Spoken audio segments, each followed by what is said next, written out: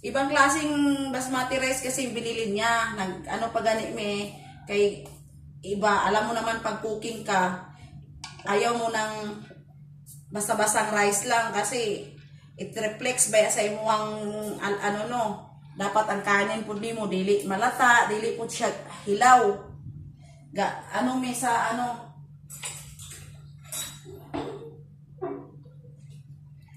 murag daghan gid na akong ano, mga anong manok kaysa ano. Okay lang na. Papak agad po. Dahil namin ito siya.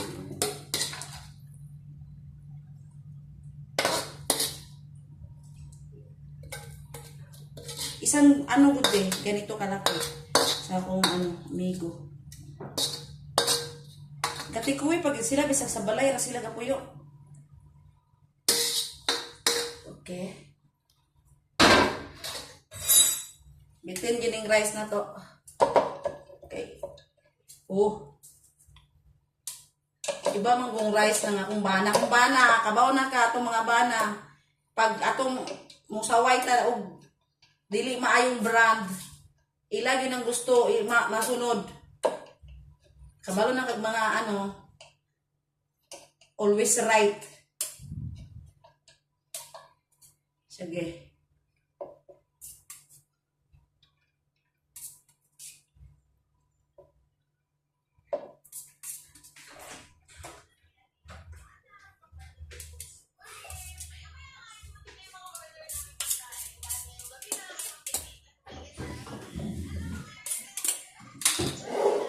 Okay, sagit lang. Huwag mo patayin ha. Okay, meron pa. Hanapin ko pang pangkulay nito. Okay. Over ka kasi.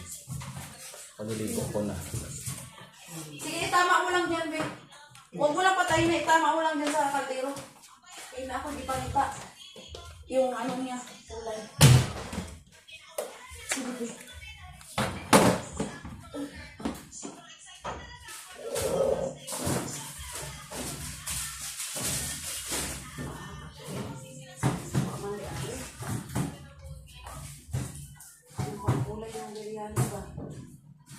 Uy, maloy.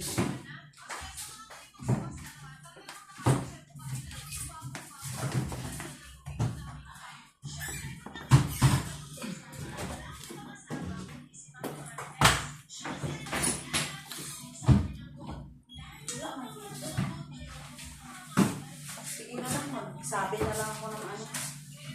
Hindi ko nakita yung kulong. Patayin ko. Sabi, patay na.